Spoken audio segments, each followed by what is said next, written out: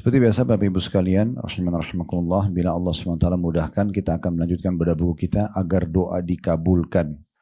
Sebab-sebab terkabul dan tertolaknya doa berdasarkan Al-Quran dan Sunnah. Ditulis oleh Dr. Sa'id bin Ali bin Wahaf Al-Qahtani, hafidhahullah. Dan kembali kita ingatkan lagi bahwasanya doa adalah senjata seorang mukmin. Hal terbaik dan ibadah yang terbaik yang paling mulia di sisi Allah adalah doa. Dan kita tahu kalau kita minta kepada manusia, biasanya manusia bisa jenuh, bosan, marah. Tetapi kalau Allah terbalik, kalau kita justru tidak berdoa, tidak menunjukkan kebutuhan kita kepada Allah, justru Allah marah. Renungi kembali hadits Nabi SAW riwayat Tirmidzi, man lam yadu'ullah yaghdab alaih. Siapa yang tidak berdoa sama Allah, pasti Allah marah padanya. Justru kalau kita minta, kita merengek, kita memohon, kita manja kepada Allah, itu puncak ibadah. Makanya kata Nabi SAW, doa mukhul ibadah. Doa itu justru otaknya semua ibadah. Orang kalau sudah terfikir dan tergantung, selalu mau manja dengan Tuhannya, selalu mau memohon dengan Tuhannya, minta perlindungan, minta ditambahkan karunia, minta diselamatkan dari segala macam mara bahaya, maka berarti dia tahu dia punya Tuhan. Dan orang yang menyadari dia punya Tuhan berarti dia sudah mentauhidkan Allah. Dia tidak butuh minta kepada yang lainnya. Kita juga tahu, sudah pernah kita singgung ya, bagaimana Islam peduli sekali dengan doa ini sampai sebelum aktivitas hampir semuanya diiringi dengan doa. Sebelum keluar rumah, sebelum makan, sebelum minum, sebelum masuk kamar mandi, sebelum berpakaian. Dan sesudahnya maka kita bersyukur kepada Allah subhanahu wa ta'ala. Terlalu banyak doa yang diajarkan oleh Nabi SAW yang harusnya kita jadikan sebagai pelajaran buat kita. Apakah kita menghafalnya atau minimal kita mengambil sebuah pesan penting. Rutinlah berdoa, maka pasti rahmat Allah akan dekat dengan kita. Dan sudah pernah kita titik beratkan juga, kalau berdoa, meminta agar dipertahankan nikmat yang sedang ada, keimanan, ilmu, rezeki, kebutuhan dan segala macam ini, itu lebih afdal daripada nanti ada masalah baru kita minta jalan keluarnya. Berarti tidak ada alasan untuk tidak berdoa kepada Allah subhanahu wa ta'ala. Jadi cintakan dalam diri kita doa itu. Itu sedikit pembukaan dan kita masih di pembahasan kedua. Yaitu masalah waktu, keadaan dan momen terkabulkannya doa. Ini ada belasan poin tentunya. Waktunya, keadaannya dan momen terkabulkan doa. Sudah kita jelaskan di halaman 77, malam Lailatul Qadar. Kemudian juga sudah kita jelaskan poin kedua, masih di halaman 77, setelah sholat-sholat wajib. Kemudian yang ketiga, di penghujung malam. Kemudian juga yang keempat, antara azan dan iqamah. Yang kelima, saat mendengarkan panggilan untuk sholat wajib. Artinya azan sementara proses dikumandangkan, itu juga waktu mustajab. Saat iqamah dikumandangkan, itu yang keenam. Yang ketujuh, di saat hujan turun. Sekarang kita sudah mendekati masuk musim hujan. Kemudian yang kedelapan, saat perang berkecamuk. Yang kesembilan, saat waktu atau suatu waktu di bagian malam. Ya, tepatnya di sepertiga malam sebenarnya. Kemudian yang kesepuluh, satu waktu di hari Jumat. Ini juga sudah kita paparkan. Panjang lebar berhubungan dengan masalah itu. Yang ke-11 saat minum zam-zam dengan niat yang baik. Yang ke-12 di saat sujud. Yang ke-13 ketika terbangun di malam hari dan berdoa dengan doa yang diajarkan oleh Nabi SAW. Yang ke-14 berdoa dan memulai doa dengan doanya Dhunnun Nabi Yunus AS. La ilaha illa anta subhanaka inni kuntu minadh dhalimin, baru berdoa. Yang ke-15 berdoa di saat ditimpa bencana dengan mengucapkan istirja. Inna lillahi wa inna ilaihi raji'un. Kemudian yang ke-16 mendoakan orang sesaat setelah meninggal dunia. Kemudian yang ke-17 ketika membaca doa istiftah ya, di dalam awal sholat. Kemudian juga yang ke-18 mirip dengan itu ketika membaca doa iftitah berikut ini. Jadi ada dua doa istiftah atau iftitah, itu yang mustajab doa. Sekarang kita masuk poin ke-19-nya. Ya, tepatnya ketika membaca surah Al-Fatihah dengan tadabbur di dalam sholat. Tadabbur artinya merenungi maknanya. Kalau kita renungi maknanya, makanya saya sering bahasakan, kalau kita bukan orang yang ngerti bahasa Arab, maka sebaiknya harusnya ya kita mengerti minimal arti yang sering kita baca. Seperti doa iftitah itu rutin kita baca setiap sholat, Al-Fatihah rutin kita baca setiap sholat. Kemudian juga surah mungkin yang rutin kita pilih, Al-Asr misalnya, Al-Kautsar. Banyak surah-surah pendek, Al-Ikhlas, Al-Falaq, An-Nas, Al-Masad, misalnya Al-Alaq. Semua ini harusnya kita ngerti. Minimal sekali sebelum Bapak Ibu sholat sudah tentukan surah yang mau dibaca. Misalnya rakaat pertama saya mau baca At-Tin, surah kedua saya mau baca Al-Masad misalnya. Nah baca terjemahannya sebelum takbiratul ihram. Supaya tahu nanti pada saat baca, oh ini tadi terjemahannya, masih kebayang terjemahannya. Itu namanya tadabbur. Ya. Kemudian juga dengan doa dibaca pada saat ruku, doa pada saat i'tidal, sami'allahu liman hamidah, doa pada saat sujud, di antara dua sujud sampai tahiyat. Ini rutin tahunan kita kerjakan. Mungkin di antara kita sudah ada puluhan tahun mengerjakan sholat misalnya. Masa sampai sekarang belum mengerti artinya gitu ya. Membawa kekhusyuan dalam sholat itu adalah mengerti apa yang kita ucapkan. Itu namanya tadabbur. Ya. Kita tidak mungkin mentadabburi sesuatu kalau kita tidak mengerti gitu ya. Makanya harus kita mengerti minimal artinya. Baik, di sini disebutkan dengan mentadabburi surah Al-Fatihah terutama dalam sholat itu mustajab doa. Dari mana dalilnya? Kita lihat sama-sama di halaman 88 hadis dari Abu Hurairah radhiyallahu anhu bahwasanya Nabi SAW bersabda, man shalla salatan lam yaqra fiha bi ummil Qur'ani fahiya janah atau jadah. Maaf, fahiya khidaj. Saya ulangi ya. Fahiya khidaj. Thalathan ghairu tamam. Saya ulangi hadisnya, kata Nabi SAW, man shalla salatan lam yaqra fiha bi ummil Qur'ani fahiya khidaj. Kemudian koma, thalathan ghairu tamam. Barang siapa yang sholat tanpa membaca surah Al-Fatihah, maka sholatnya itu kurang. Beliau mengucapkan demikian sebanyak 3 kali, maksudnya tidak sempurna. Ya. Bahkan pendapat jumhur ulama mengatakan batal sholat tanpa Al-Fatihah. Al-Fatihah dianggap bagian daripada rukun sholat itu sendiri. Ya. Maka ditanyakan kepada Abu Hurairah radhiyallahu anhu, sesungguhnya kami berada di belakang imam. Abu Hurairah lalu menjawab, bacalah di dalam hatimu. Sesungguhnya aku mendengar Rasulullah sallallahu alaihi wasallam bersabda, qala Allah Ta'ala. Nah ini hadis ini yang di halaman 89 yang menyebabkan kenapa Dr. Said hafizahullah masukkan baca Al-Fatihah dalam sholat termasuk mustajab doa. Karena hadis ini. Qala Allah Ta'ala, qasamtu as-salata baini wa baina abdi nisfaini. Wa li abdi ma sa'al. فإذا قال العبد الحمد لله رب العالمين قال الله تعالى حمدني عبدي وإذا قال الرحمن الرحيم قال الله تعالى أثنى علي عبدي وإذا قال مالك يوم الدين قال مجدني عبدي وقال مرة فوض إلي عبدي فإذا قال إياك نعبد وإياك نستعين قال هذا بيني وبين عبدي ولعبدي ما سأل فإذا قال اهدنا الصراط المستقيم صراط الذين أنعمت عليهم غير المغضوب عليهم ولا الضالين قال هذا لعبدي ولعبدي ما سأل. Kata Nabi SAW, Allah Ta'ala berfirman, aku membagi sholat antaraku, hanya besar kata ganti Allah, dengan hambaku menjadi 2. Dan hambaku mendapatkan apa yang dia atau ia mohonkan. Apabila hambaku membaca Alhamdulillahi Rabbil Alamin, segala puji bagi Allah Rabb semesta alam, Allah menyambut spontan di saat itu seraya berfirman, aku telah dipuji oleh hambaku. Dan apabila dia membaca Ar-Rahmanir Rahim, zat yang maha pemurah dan juga maha pengasih atau penyayang, zat yang maha pengasih dan penyayang, maka Allah berfirman, hambaku menyanjungku.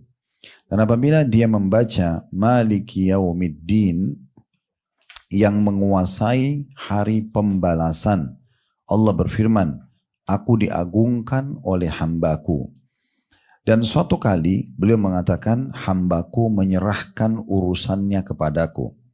Dan apabila dia membaca, Iyyaka na'budu wa iyyaka nasta'in, hanya kepadamu kami menyembah dan hanya kepadamu kami memohon pertolongan, Allah pun menjawab, ini antara aku dengan hambaku dan hambaku mendapatkan apa yang dia mohonkan.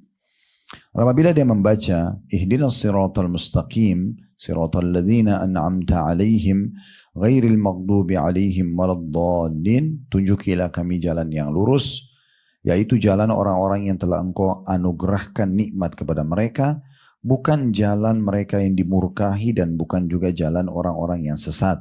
Maka Allah berfirman, ini adalah untuk hambaku dan hambaku mendapatkan apa yang dia mohonkan. Baik, kita mulai dulu. Sekarang itu tadi baru saya bacakan semua. Seperti biasa kita akan coba bedah mutiara ilmu yang bisa didapatkan dari dua buah hadis yang diangkat oleh Dr. Said Hafidahullah. Dari hadis yang pertama, hadis Abu Hurairah halaman 88, diambil pelajaran yang pertama, tidak akan sempurna atau bisa bermakna lain, tidak akan diterima sholat seseorang tanpa Al-Fatihah. Oleh karena itu dia harus fokus membaca Al-Fatihah. Ya. Dan kita tahu memang Al-Fatihah ini kalau tidak dibaca, berarti dalam pendapat umumnya ulama tadi sholatnya tidak diterima. Ya. Nah berarti di sini kita harus memberikan perhatian khusus di Al-Fatihah. Baik itu penyebutan bacaannya ataupun juga merenungi atau tadabburi makna-maknanya. Pernah kita kasih contoh di ruangan kelas kita ini ya. Jadi hati-hati dalam penyebutan huruf hijaiyah. Harus betul-betul bisa dibedain dan sudah saatnya belajar memperbaiki kalau yang masih salah. Mana tha ya, yang lidah ditekan ke gigi atau tepatnya bagian dalam gigi ya, bagian belakang atas atau di langit-langit ya, di mulut kita tha ditekan ya. Itu beda sekali dengan zal ya, zalika, beda sekali dengan zai, zulzila, beda sekali juga dengan sin ya, dan beda dengan shin. Jadi idza syamsu itu beda. Syams, shin, mim, sin ya. Itu beda. Kemudian juga beda sekali dengan dha ya, zalimin. Jadi beda. Salah penyebutan makna, salah penyebutan huruf dia, salah makna ya. Beda antara alif sama ain. Alamin dengan alamin beda ya. Beda penyebutan antara ha ar-rahmanir rahim dengan kha khalidina fiha misalnya. Beda juga dengan ha ihdina ya. Dengan ada ditekan di dalam dada kita itu ya. Itu ada penyebutan sendiri. Ini semua hal-hal yang harus diperhatikan. Beda antara ta sama to ya. Beda sekali itu ya. Secara penyebutannya. Semua ini beda juga antara kaf sama qaf ya. Ini beda penyebutan dan beda makna nantinya. Beda makna. Pernah kami sebutkan misal contoh. Kalau orang membaca Alhamdulillah. Alhamdulillah pakai ha. Artinya segala puji bagi Allah. Tapi kalau orang salah hanya diganti ha. Alhamdulillah. Berarti kematian buat Allah. Itu beda makna. Ya. Ha sama ha saja sudah beda makna. Alamin. Rabbil alamin. Pakai ain. Itu artinya Tuhan alam semesta. Ya. Kalau kita ganti menjadi alif, Rabbil alamin, Tuhannya orang-orang sakit. Gitu ya. Itu beda makna semuanya. Jadi harus hati-hati. Ya. Jadi jangan mau kelihatan fasih, tapi ternyata salah. Gitu ya. Saya pernah sholat di belakang seorang imam di daerah Bekasi. Dia mencerita sebelum jadi imam, kalau dia hafidh Quran, dia banyak mengajar Al-Quran sana sini. Lalu saya jadi imam, saya kaget bacaannya, baca Ar-Rahmanir Rahim saja diganti kha semua, Ar-Rahmanir Rahim misalnya. Banyak huruf-huruf hijaiyah yang keliru. Saya tidak tahu ini orang bisa hafal Quran dari mana gitu. Ya, penyebutan huruf hijaiyah salah. Berarti kalau betul apa yang dia ucapkan, berapa banyak gurunya, muridnya yang salah semuanya dalam penyebutan ini. Padahal ini yang paling mendasar yang harus dipelajari dalam ilmu Al-Quran. Ya, penyebutan huruf hijaiyah dulu, baru masuk ke masalah ilmu tajwidnya, belajar ikhfa, idgham, ya, gunna dan seterusnya. Ini juga dipelajari. Itu tidak butuh waktu yang lama sebenarnya. Nah setelah selesai itu baru kita masuk ke masalah tadabbur ayat, ya, tadabbur ayat, baru pindah ke masalah hafalan ayat, lalu praktek ayat-ayat tersebut. Jadi itu semua hak Al-Quran, nggak boleh tidak, ya. Dan minimal Bapak Ibu mulai belajar dari Al-Fatihah saja. Nah, ini surah yang paling agung dalam Al-Quran. Sekarang saya sebutkan sebuah hadis. Hadis ini diriwayatkan oleh Imam Bukhari. Tidak ada dalam buku kita ya. Ini tambahan penjelasannya. Dari Abu Sa'id, ya, Rafi' bin Mu'la. Atau tepatnya Mu'alla, ya, maaf. Rafi' bin Mu'alla radhiyallahu anhu qala li Rasulullah sallallahu alaihi wasallam. Abi Sa'id Rafi' bin Mu'alla radhiyallahu anhu berkata, Rasulullah SAW berkata kepadaku, beliau katakan, ala u'allimuka a'zama suratin fil Qur'ani qabla an takhruja minal masjid. Mau enggak aku ajarkan kepadamu, kata Nabi SAW kepada Abu Sa'id ini, surah dalam Al-Quran yang paling agung. Maksudnya paling Allah cintai, paling besar pahalanya, paling besar manfaatnya gitu ya. Maka kata Abu Sa'id, fa'akhadha biyadi. Kemudian Nabi pun memegang tanganku. Falamma aradna an nakhruj. Pada saat kami sudah mau keluar dari masjid. Qultu ya Rasulullah, innaka qulta la'u'allimannaka a'zama suratin fil Qur'an. Pada saat mau keluar masjid, lalu saya mengatakan, ya Rasulullah, bukankah anda janjikan tadi mau mengajarkan aku surah yang paling agung dalam Al-Quran? Qala, maka Nabi SAW mengatakan, alhamdulillahi rabbil alamin. Membaca alhamdulillahi rabbil alamin, maksudnya Al-Fatihah, ketahuilah dia adalah as-sab'ul mathani. 7 ayat mutiara yang atau 7 ayat mulia yang diulang-ulangi. Wal Qur'anul azim alladhi utitu. Dan dia adalah inti daripada Al-Quran yang aku diberikan oleh Allah atau diberikan kepadaku. Jadi intinya adalah memang di surah Al-Fatihah. Ya. Hadits ini menunjukkan keutamaan surah Al-Fatihah tentunya, dan juga sebagian Al-Quran memiliki keutamaan dari sebagian yang lain. Walaupun semua Al-Quran itu mulia, tapi menandakan berarti ada surah memang lebih mulia daripada surah yang lainnya. Nah, diantaranya Al-Fatihah itu sendiri. Ya. Kemudian juga Nabi SAW pada saat menyebutkan aku diberikan sab'u al-mathani, 7 ayat yang terulang-ulang. Ulama menjelaskan dimaksud dengan makna di sini, ya, sejalan dengan firman Allah dalam surah Al-Hijr, surah nomor 15 ayat 87. Kan tadi Nabi bilang dalam hadits kepada Abu Sa'id, ya, Ar-Rahman, alhamdulillah rabbil alamin, surah yang paling agung, dia adalah sab'ul mathani. 7 ayat yang selalu diulang-ulangi. Saking mulianya sampai Allah suruh kita ulangi terus. Dalam sholat kita ulangi gitu ya. Berulang-ulang, bahkan sholat sunnah, sholat wajib tetap harus setiap rakaatnya baca Al-Fatihah gitu ya. Dan boleh saja kita tidak baca surah, boleh saja kita tidak baca iftitahnya atau istiftahnya ya.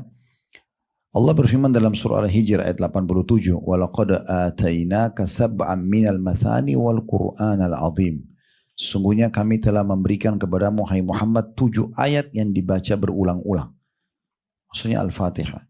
Jadi Al-Fatihah itu dipuji di surah Al-Hijr ya, di ayat 87. Dan juga Al-Quran yang agung. Maksudnya dia adalah inti daripada Al-Quran, Al-Fatihah itu. Salah satu ulama bernama Syekh As-Sa'di rahimahullah menerangkan dalam kitab tafsir beliau yang dimaksud dengan 7 ini menurut pendapat yang sahih adalah 7 surah yang panjang. Ada yang berpendapat begitu ya. Yaitu Al-Baqarah, Al-Imran, An-Nisa, 7 surah pertama. Selain Al-Fatihah ada Al-Baqarah, ada Al-Imran, ada An-Nisa, ada Al-Ma'idah, ada Al-An'am, ada Al-A'raf, dan ada Al-Anfal. Mulai dari surah nomor 2 sampai surah nomor 7 itu ya. Kemudian juga masuk dalamnya surah At-Taubah kata beliau. Ya. Namun ada pendapat lain yang mengatakan, dan ini yang umumnya dipilih oleh ulama adalah 7 surah yang agung adalah Al-Fatihah. Karena sejalan tadi dengan hadis Abu Sa'id radhiyallahu anhu. Berarti menandakan memang Al-Fatihah itu memang punya keutamaan, ya, punya keutamaan itu.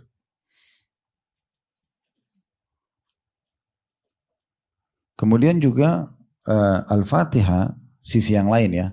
Kalau tadi yang pertama dia adalah 7 ayat yang terulang-ulang dan dia inti daripada Al-Quran, itu bisa kita katakan keutamaan pertama surah Al-Fatihah. Untuk menjelaskan masih hadits Abu Hurairah ya di halaman 88. Tadi kita bilang hadits Abu Hurairah ini menunjukkan berarti Al-Fatihah bagian daripada wajibnya sholat itu. Artinya tanpa Al-Fatihah bisa tidak sah sholatnya gitu ya. Tentu ada kondisi tertentu yang luput dari kita Al-Fatihah. Contoh misalnya Bapak Ibu datang pas imam mau berjamaah dan imam sudah ruku. Ya. Kita tak masuk takbir langsung ikut ruku gitu kan. Itu tidak baca Al-Fatihah umumnya ya. Ini dalam pendapat Imam Ahmad dan Imam Malik. Tapi Imam Syafi'i mengatakan rahimahullah tetap harus baca. Ya, tetap harus baca. Dan dalam madhab Imam Syafi'i boleh ya, asal tidak ketinggalan 3 gerakan sholat. Kayak misalnya imamnya ruku nih, kita baru takbir, kita baca Al-Fatihah saja. Sampai dia i'tidal, itu berarti gerakan kedua. Sampai dia sujud yang pertama, gerakan ketiga. Nah tidak boleh sampai lewat dari sujud yang pertama. Itu kita masih bisa kejar baca Al-Fatihah. Nanti kita kejar imam untuk ya, rukuknya, i'tidalnya dan seterusnya. Tapi ini pendapat tentu berselisih dengan pendapat umumnya ulama. Kalau umumnya ulama sebenarnya sudah gugur. Ya.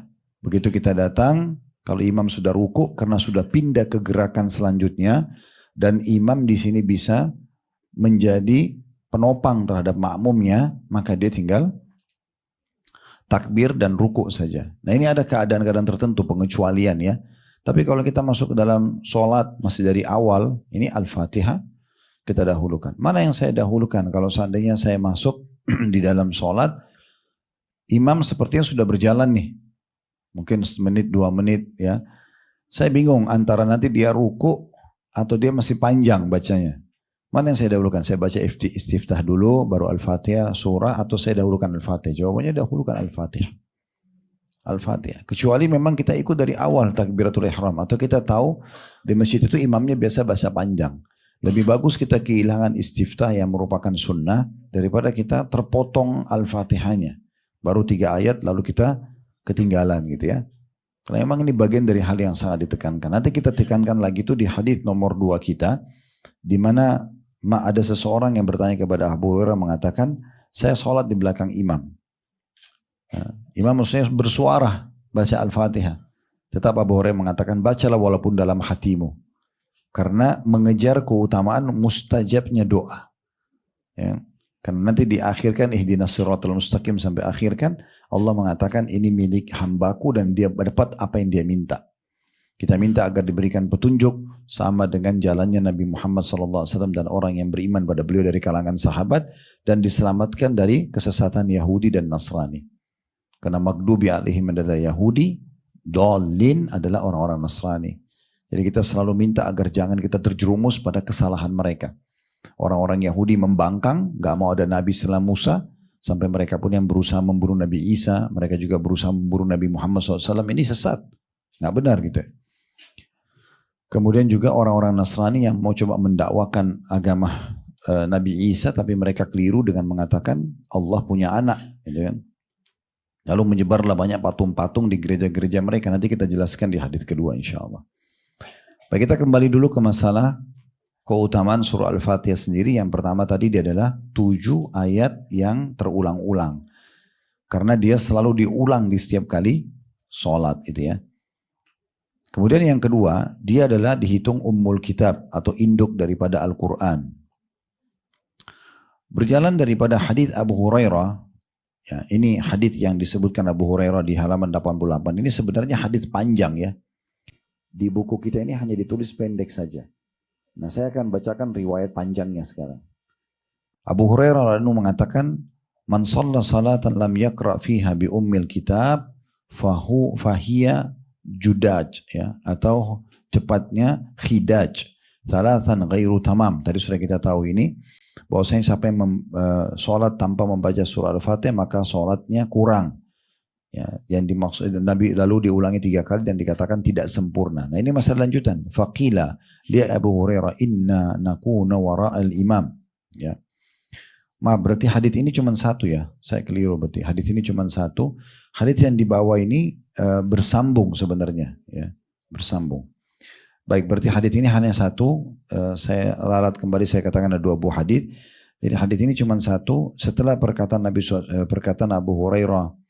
Setelah perkataan Nabi SAW ghairu tamam tidak sempurna lalu Abu Hurairah ditanya Kami sholat di belakang orang atau imam, baru kemudian Abu Hurairah jelaskan panjang lebar tentang hadis tersebut. Baik, kita langsung saja pindah ke yang ketiga. Jadi keutamaan yang kedua, dia adalah induk daripada Al-Quran. Ya. Karena memang disebutkan dalam hadis tadi, bi ummil Quran, induknya Al-Quran.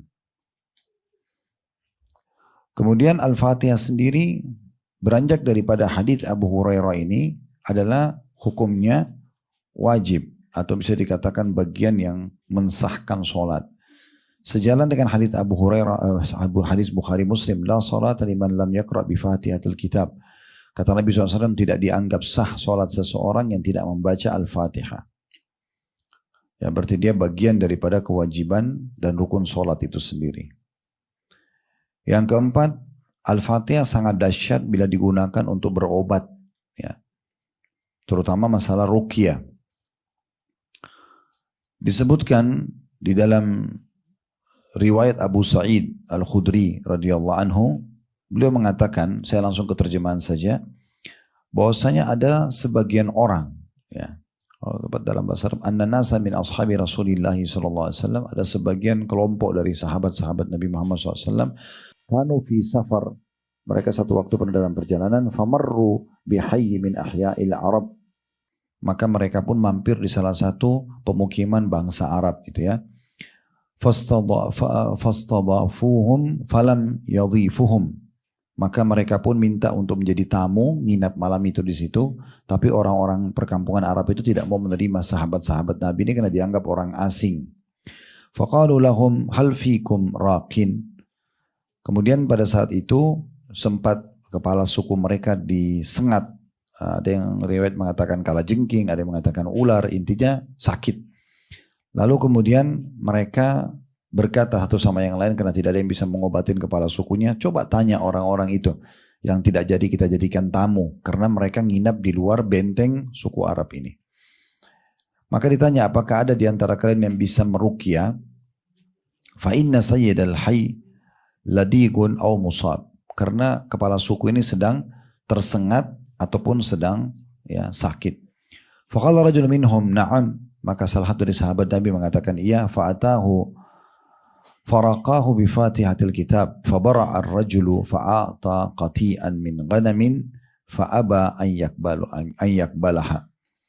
Kemudian datanglah salah sahabat Nabi lalu membaca ruqyah surah Al-Fatihah dan ditiupkan ke lukanya atau sengatan hewan tadi kepala suku itu, maka dia pun sembuh. Lalu kepala suku itu ingin memberikan upah bayaran dengan memberinya, ya, kambing, ya, kepada sahabat ini. Namun dia pun menolak, sahabat ini menolak untuk menerimanya, tidak mau menerimanya. Wa qala hatta adhkura dzalika lin-nabi sallallahu alaihi wasallam. Kata sahabat ini, saya akan terima tapi setelah saya tanya dulu kepada Nabi, boleh enggak sih menerima upah dari bacaan ayat Al-Qur'an begini? Fa'atan Nabi sallallahu alaihi wasallam fadzakara dzalika lah, maka dia pun mendatangi Nabi SAW dan menyebutkan kejadian tersebut. Faqala Rasulullah sallallahu alaihi wasallam, maka Nabi dia mengatakan fadzakara dzalika lahu faqala ya Rasulullah, dia ceritakan, lalu dia mengatakan, wa itusan Allah wallahi ma rakaitu illa bi Fatihatil Kitab, wahai Rasulullah, benar-benar saya cuma bacakan surah Al-Fatihah, enggak ada bacaan ruqyah yang lain, tapi ya Allah sembuhkan. Fatabassam, maka Nabi SAW tersenyum, waqal, seraya berkata, wa ma adraka annaha ruqyah, ya. Thumma qala khudhu minhum wadribu li bisahmin ma'akum. Maka kata Nabi SAW, ya, bagaimana engkau bisa tahu Al-Fatihah adalah ruqyah? Artinya bisa digunakan untuk meruqyah. Lalu beliau pun mengatakan, ambillah kambing itu, ya, ambil yang apa sudah diberikan, lalu potonglah dan berikanlah juga bagian dagingnya untukku. Ya. Berarti dari hadis ini bisa seseorang meruqyah dengan Al-Fatihah. Makanya semua peruqyah pasti faham. Setiap meruqyah orang mulai dengan surah Al-Fatihah. Karena beranjak daripada hadis yang sahih ini, ya, hadis riwayat Bukhari Muslim.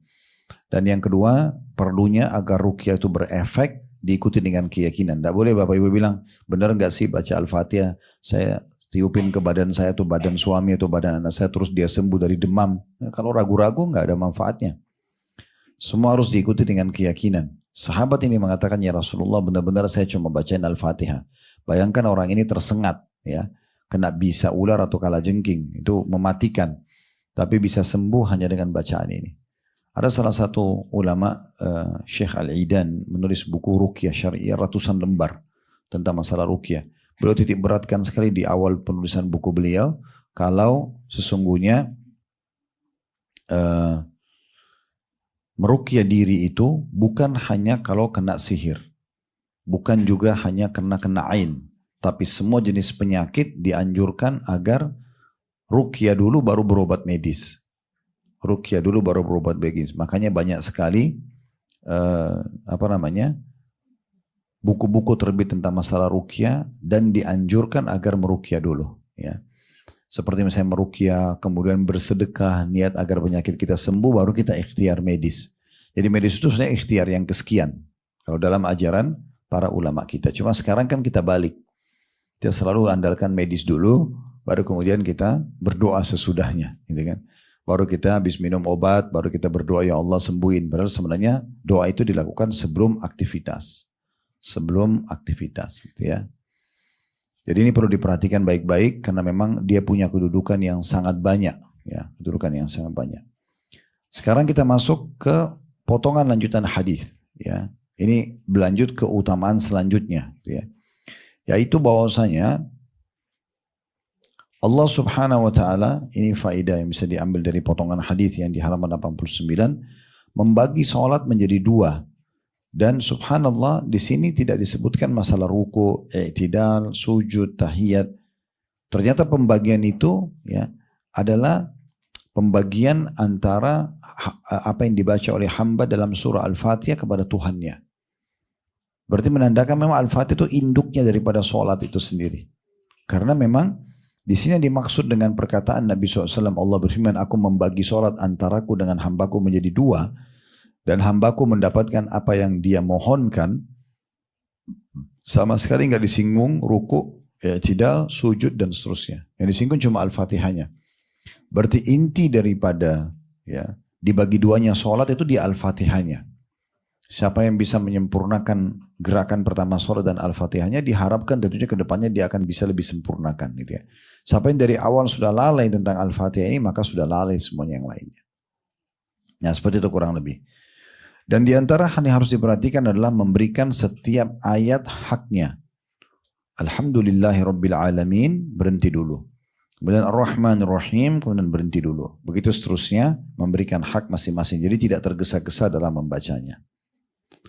Kemudian kita melihat bagaimana Allah Subhanahu wa taala selanjutnya merespon secara langsung semua hamba yang membaca Al-Fatihah.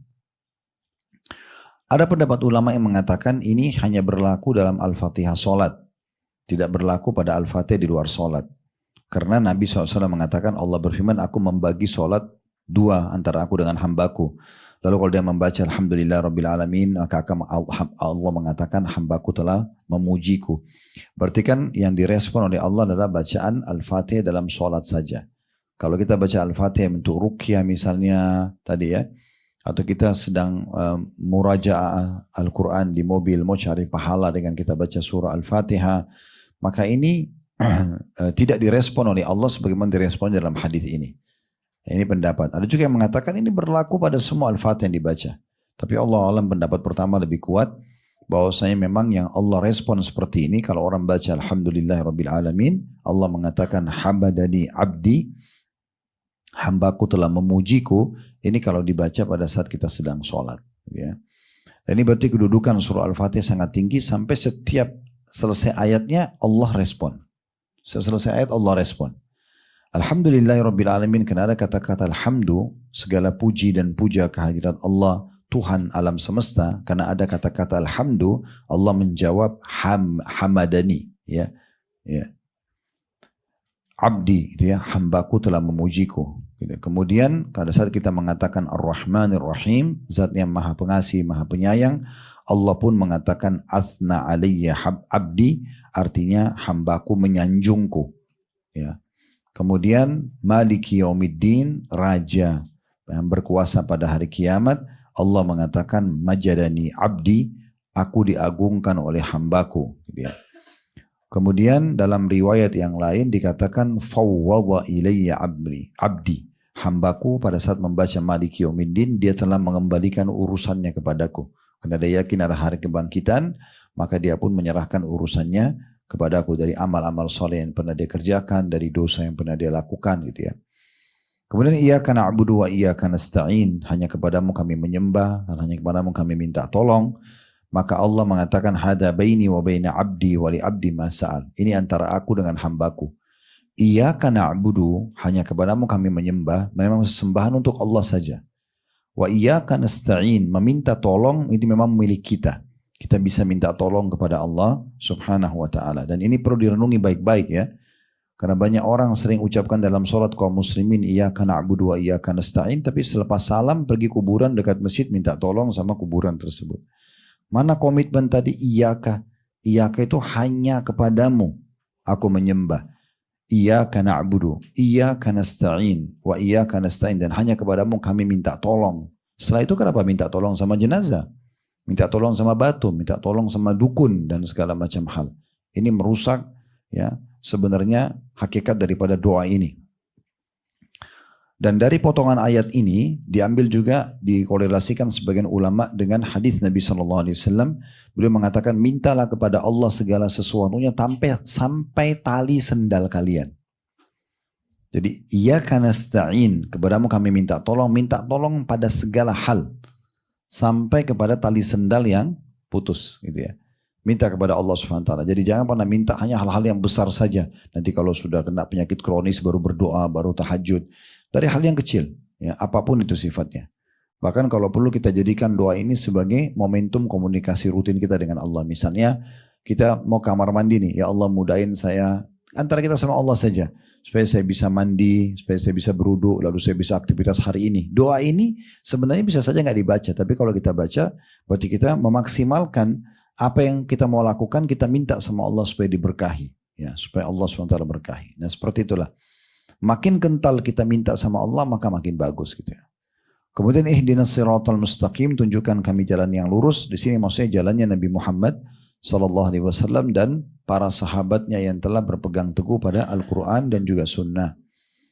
Siratal ladzina an'amta alaihim, jalan orang-orang yang telah Engkau berikan nikmat kepada mereka. Ini masuk kepada tadi Nabi Muhammad SAW dan para sahabat. Ghairil maghdubi alaihim, bukan orang yang Engkau murkahi. Sudah kayak kita katakan tadi Yahudi. Ini diambil dari perkataan Ibnu Abbas radhiyallahu anhu. Beliau mengatakan Yahudi itu maghdubi alaihim, dimurkahi oleh Allah. Karena orang-orang Yahudi itu mereka pindah ke Madinah, 3 suku besarnya Qainuqa, Nadir dan Quraidah, karena mereka tahu Nabi Muhammad akan hijrah di situ. Ya. Dan kita sudah tahu kisah Abdullah bin Salam radhiyallahu anhu yang masuk Islam, pendeta Yahudi. Dia menghardik beberapa pendeta Yahudi yang lain mengatakan, kenapa kalian tidak mau beriman sementara dia inilah yang membuat kakek-kakek kalian hijrah ke Madinah dan inilah Nabi yang benar kalian temukan dalam kitab Taurat. Tapi mereka tetap pungkiri, nggak mau. Di perang Khaybar mereka pernah berusaha meracuni Nabi SAW dan Nabi sempat tanya ya, siapa penghuni neraka? Mereka bilang kami akan masuk dulu baru kalian gantikan kami. Maksudnya kaum muslimin gantikan. Kata Nabi SAW, kalian telah dusta, kami tidak akan menggantikan kalian. Gitu ya. Jadi terlalu banyak memang poin-poin yang sebenarnya Yahudi tahu kebenaran tapi mereka tidak mau ikutin. Mereka tidak mau ikutin. Mereka tahu bahkan mereka akan masuk neraka di akhirat, mereka tetap ngotot.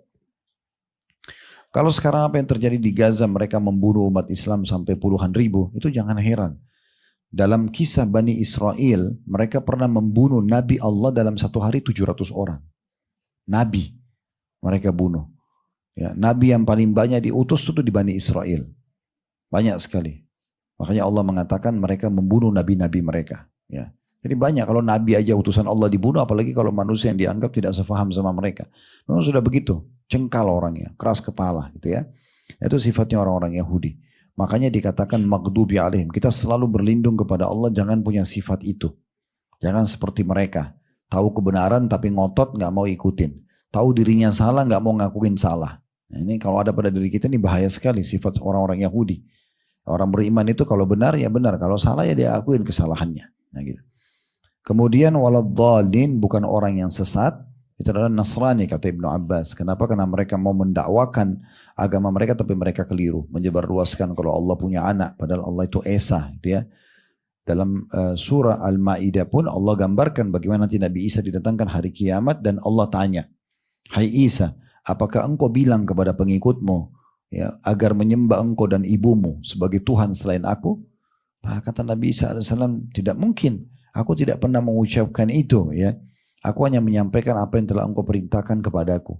Semasa aku hidup aku menjaga, tapi setelah engkau wafatkan aku tidak tahu apa yang mereka lakukan. Itu nanti menjadi hujah atau argumentasi yang sangat kuat di depan Allah bagi orang-orang yang mengaku pengikut Nabi Isa tapi masih menyatakan Isa adalah anak Tuhan. Sementara Nabi Isa sendiri tidak pernah mengatakan itu. Dan kita tentu membenarkan Al-Quran dari statement-statement mereka. Gitu ya. Al-Quran sudah datang menjelaskan kepada kita tentang masalah ini. Makanya terakhir kita mengatakan amin, ya Allah terimalah. Gitu ya. Karena kita supaya dapat petunjuk. Ya. Amin itu artinya terimalah. Gitu ya. Dan di sini penutupan hadis kata Nabi SAW, lalu Allah berfirman, hada li abdi wa li abdi mas'al, ini milik hambaku, dari ihdinas siratal mustaqim, doa yang dia panjatkan, dan dia pasti dapat apa yang dia minta. Jadi makin sering kita sholat dan mengulang-ulangi Al-Fatihah, maka makin aman dari kekufuran orang Yahudi dan orang-orang Nasrani.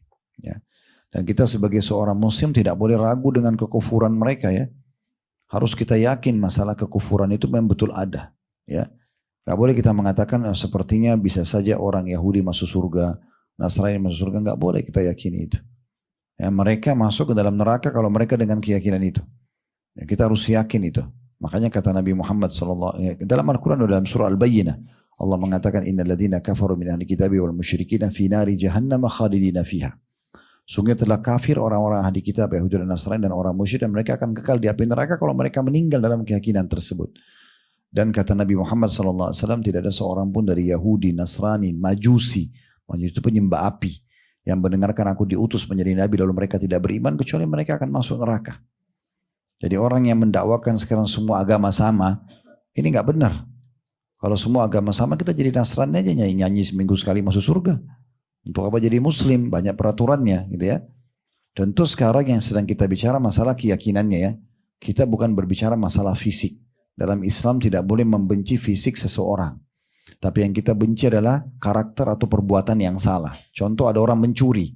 Islam menyuruh kita membenci sifat mencurinya, perbuatan mencurinya. Kalau orang itu sudah tinggalkan dan taubat selesai. Nggak ada benci terhadap fisiknya. Ya. Maka dalam Islam itu sangat mudah kalau orang itu berpegang pada agama Islam untuk memaafkan orang. Dan sangat mudah juga dia untuk bisa menerima keadaan perubahan orang lain. Karena memang bukan fisik yang kita benci. Ya. Semua orang pernah berbuat salah. Nabi Adam aja buat salah. Ya, lalu dia bertobat kepada Allah Subhanahu Wa Taala. Ya, dan seterusnya. Nah seperti itu gambarannya. Baik, ini tentang poin ke-19. Berarti salah satu waktu dan tempat mustajab keadaannya adalah pada saat membaca Al-Fatihah. Dan memang yang kita minta sangat agung di akhir Al-Fatihah, ihdinas siratal mustaqim sampai akhir. Supaya kita selalu berada di atas ajaran Nabi Muhammad SAW dan para sahabatnya. Dan selamat dari keyakinan Yahudi dan Nasrani yang tadi sudah kita kasih gambaran globalnya gitu ya. Sekarang kita masuk ke poin 20-nya. Ketika mengangkat kepala dari ruku dan mengucapkan. Ini maksudnya i'tidal. Sami Allahu liman hamidah gitu ya. Saya bacakan dulu kata penulis ini. Rabbana lakal hamdu hamdan kathiran tayyiban mubarakan fi. Rabbana lakal hamd, wahai Tuhan kami segala puji hanya bagimu. Hamdan kathira, puji-pujian yang banyak, tayyiba, sempurna ataupun baik, mubarakan fi, penuh dengan berkah di dalamnya. Disebutkan dari Rifa'ah, sahabat Nabi radhiyallahu anhu, beliau mengatakan suatu kali kami pernah sholat di belakang Nabi SAW dan tak kala beliau mengangkat kepalanya dari ruku, beliau mengucapkan SAW, Sami Allahu liman hamidah. Sami'a fi'lul madhi, sesuatu yang sudah lampau. Ya, Allah telah mendengar, Sami Allah, Allah telah mendengar. Liman hamidah, siapapun yang memujinya. Maka ada seseorang dari belakang Rasulullah SAW mengatakan, Rabbana walakal hamdu hamdan kathiran tayyiban mubarakan fi.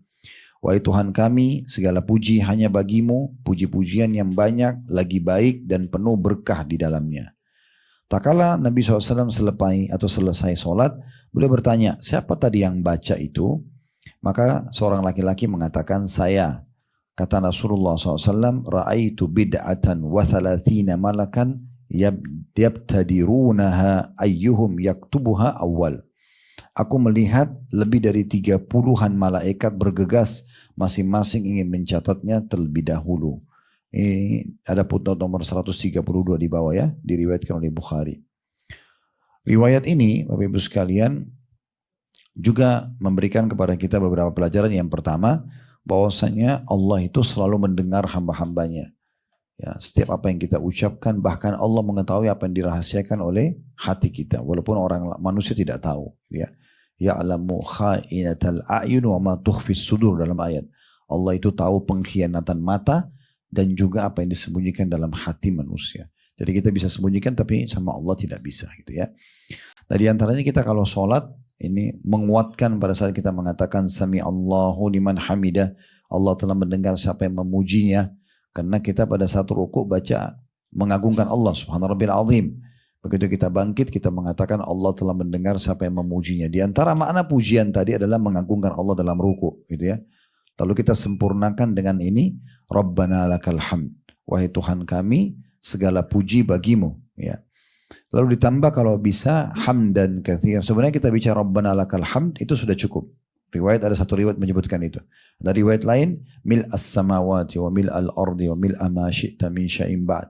Ya, seluas langit dan bumi inilah. Ya, dan yang ada di antaranya. Ada juga riwayat ini, Rabbana lakal hamdu hamdan katsiran tayyiban mubarakan fi. Ya. Tapi Dr. Said memilih riwayat ini. Kenapa?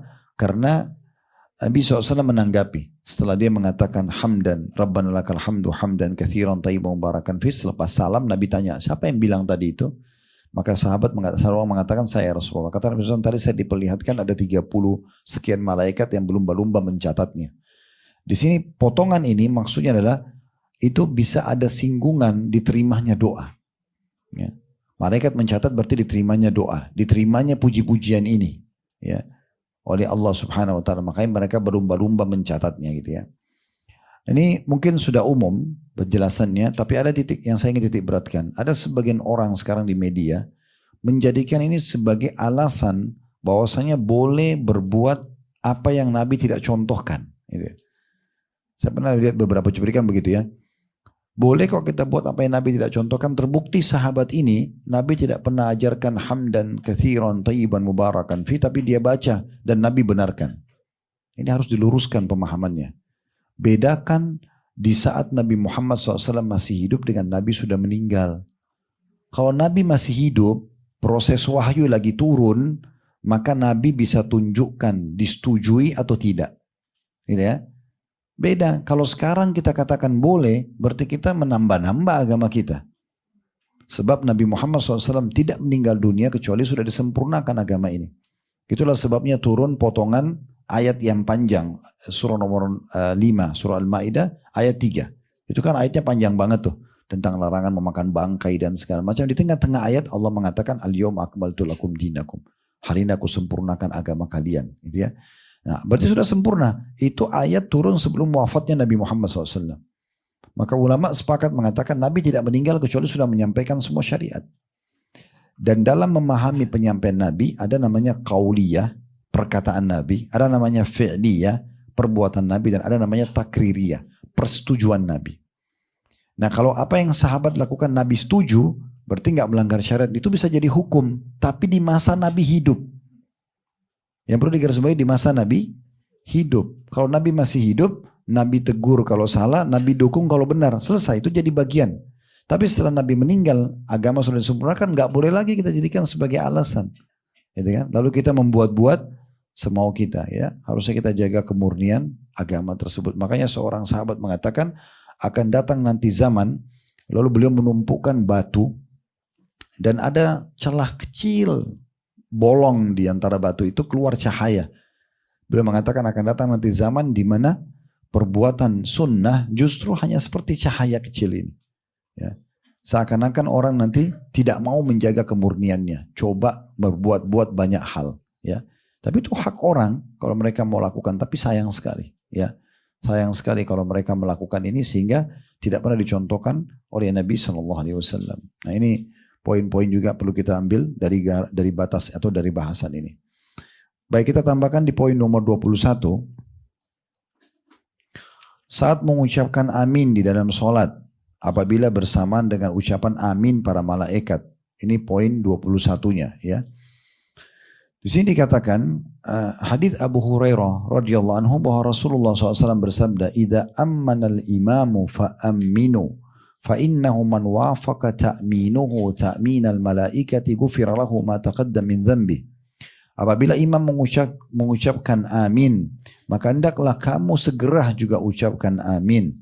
Sesungguhnya barang siapa yang ucapan aminnya bersamaan dengan ucapan amin para malaikat, niscaya diampuni baginya dosa-dosanya yang telah lalu. Ada footnote di bawah, diriwayatkan oleh Imam Bukhari, footnote nomor 133. Hadits ini tentunya memberikan pelajaran kepada kita yang pertama, bahwasanya pentingnya imam memperdengarkan suara aminnya di sholat jahar. Sholat kerasin suara ya. Kalau sholat kecilin suara itu nggak perlu. Sholat jahar itu subuh, maghrib, isya. Kalau sholat duhur dan asar namanya sholat sir. Sir itu kecilin suara. Bukan hilangin suara ya. Bukan hilangin suara. Jadi tetap baca tapi bapak ibu yang dengar. Matanya dibuka, lihat tempat sujud, suaranya tetap dikeluarkan. Ya. Karena kalau matanya tutup, kemudian baca dalam hati, selamat tidur. Ya. Ini sudah, dia nggak bakal sholat udah ini, gitu kan? Apalagi dingin, tambah lagi gelap, nah ini tidur nanti, ya. Karena syaitan tidak ingin kita dapat pahala dalam sholat itu. Oleh karena itu kita sempurnakan dengan cara seperti itu ya. Jadi membuka mata. Makanya dalam sebuah hadis tentang masalah Allah SWT akan terus menatap wajah seorang hamba selama matanya ke tempat sujudnya. Berarti dia membuka matanya, gitu ya. Itu menandakan tidak tutup mata, gitu ya. Begitu juga dengan bacaan kita baca. Sholat sir, sholat mengecilkan suara. Nah kalau sholat jahar, kerasin suara, subuh, maghrib, isya, imamnya dianjurkan mengeraskan suara. Sehingga makmum mendengarkan amin tersebut. Kalau sebagian imam tidak paham masalah fikih ini. Maka mereka mengatakan ghairil maghdubi alaihim waladhdallin. Dia diam, makmumnya yang amin. Harusnya dia amin duluan. Makmumnya mengikuti imamnya. Nah, siapa yang mengikuti bersamaan antara aminnya imam sama makmum, maka itu kemungkinan akan sama dengan aminnya para malaikat. Karena malaikat juga ikut mengaminkan bersama dengan aminnya imam. Makanya imam butuh amin di sini. Dia mengucapkan dulu, makmumnya semua ikut, di saat itu malaikat juga mengucapkan. Maka kalau itu terjadi, diampuni dosa-dosa mereka semuanya. Dosa-dosa yang lalu, ya. Makanya perlunya imam memahami tentang masalah fikih ini. Juga dalam hadits Abu Hurairah radhiyallahu anhu dikatakan bahwa Rasulullah sallallahu alaihi wasallam bersabda, "Idza qala al-imamu ghairil maghdubi alaihim waladdallin, faqulu amin, fa inna man wafaqa qawluhu qawlal malaikati ghufira lahu ma taqaddama min dhanbi." Apabila imam kata Nabi SAW mengucapkan ghairil maghdubi alaihim waladdallin, maka ucapkan amin. Sebab siapa yang ucapan aminnya bersamaan dengan ucapan amin para malaikat, niscaya akan diampuni dosanya yang telah lalu.